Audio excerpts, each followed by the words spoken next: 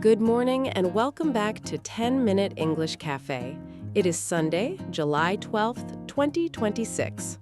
Happy Sunday! I found a tiny souvenir in my bag this morning, and I do not remember buying it. That is how souvenirs work sometimes. They appear later and remind you of a whole day. Exactly! One small object, and suddenly I remember the airport, the store, and the person who talked me into it. That gives us today's keyword. Today's keyword is souvenir, spelled S-O-U-V-E-N-I-R. I like that. It's a word with a little memory attached to it. Today, we have 3 unusual souvenirs, or almost souvenirs. Please tell me one of them is the ranch dressing bottle. Yes. First, airport shops are selling ranch dressing for World Cup fans. That's the most American carry-on problem I've ever heard. Then, the luggage brand Jelly is expanding into physical stores in Singapore and Kuala Lumpur. So, the suitcase company is packing its own bags. And finally, a painting left on a street turned out to be worth about 150,000 euros. That's not a souvenir, that's a plot twist with a frame. If you're new here, we turn real news into natural English conversation every day, with useful words for travel, shopping, business, art, and the strange things people keep.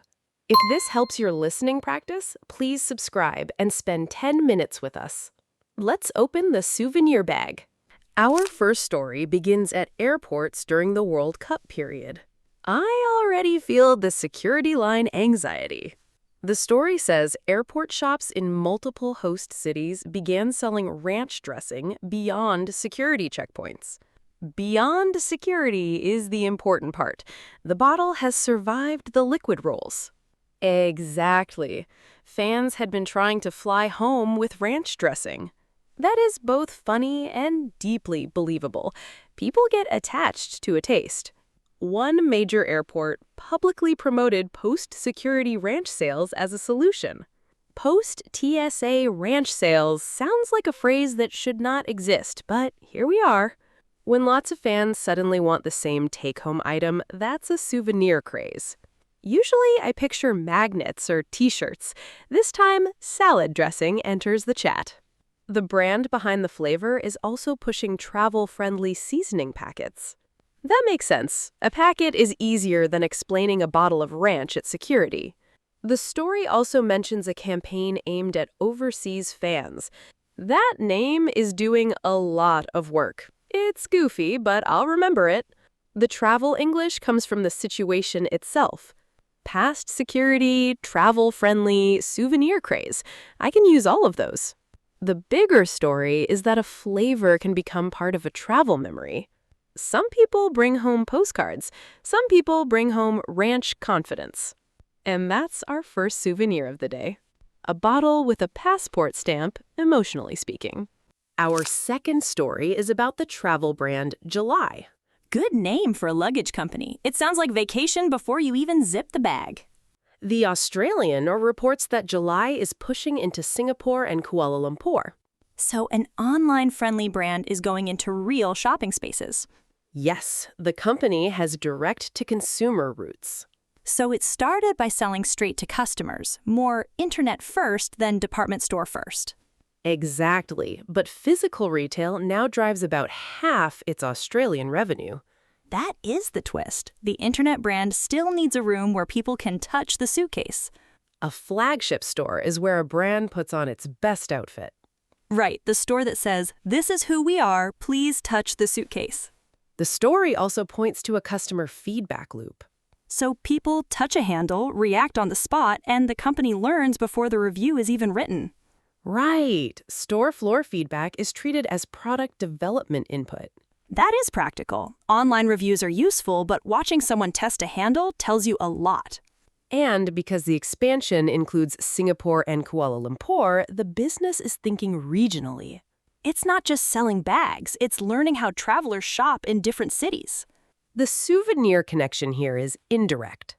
The suitcase carries the souvenirs, but the store experience becomes part of the trip.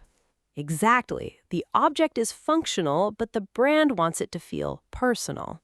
A good suitcase is basically a travel companion with wheels. Our final story is about a painting found on a street in Seville. I love stories that begin with someone saying, "I just liked the frame."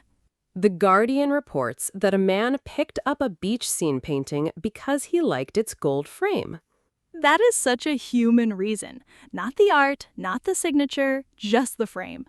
The painting later turned out to be by Joaquin Sorolla, a famous Spanish painter, so it was not just a random old picture. Turned out to be is perfect here. It's the moment the casual street find suddenly changes identity. Exactly. The painting was valued at roughly 150,000 euros. That number changes the whole room. Suddenly, the casual street find becomes very serious. The man contacted police after learning it had been reported missing by its owners. Good. That's the responsible ending I wanted. If we want English from this, mistake for junk is the phrase I would keep. That feels like the fear of every thrift store shopper. What if I walked past the treasure? And reported missing gives the story its turn. Someone had officially said the painting was gone. So the story moves from lucky find to lost property very quickly. The souvenir idea becomes complicated here. Right. You can keep a postcard. You cannot keep a missing valuable painting because the frame looked nice. Still, the story is memorable because the first detail is so ordinary. A gold frame on the street. That's all it took to start the whole mystery. And that's why narrative English matters. Small actions can carry a big reveal. Best souvenir story of the day, even if nobody gets to keep it. Today's word was souvenir, but the stories stretched it in different directions. A ranch bottle, a suitcase store, and a painting that definitely could not stay in someone's living room. The takeaway is that a souvenir is not only an object, it is a memory attached to an object. And sometimes the object is funny, useful, or way too valuable to keep. Here's today's question for you. Would you remember option A, the airport ranch bottle, option B, July's retail expansion, or option C, the Spanish painting found because of its frame? I choose C for the drama, but A for the airport snack energy. That's fair. One belongs in a museum file, and one belongs in a checked bag. Maybe not a checked bag. I have learned nothing from the liquid rules. Try this sentence. I bought it as a souvenir, but the story behind it is the real memory. Or, I brought home ranch dressing and now everyone has questions. Also useful. Very useful for a specific kind of party. Thank you for spending 10 minutes with us at 10 Minute English Cafe. If you enjoyed the conversation, please like, subscribe, and come back tomorrow. Take today's word with you. A souvenir is small, but the memory around it can be huge. See you next time. Bye.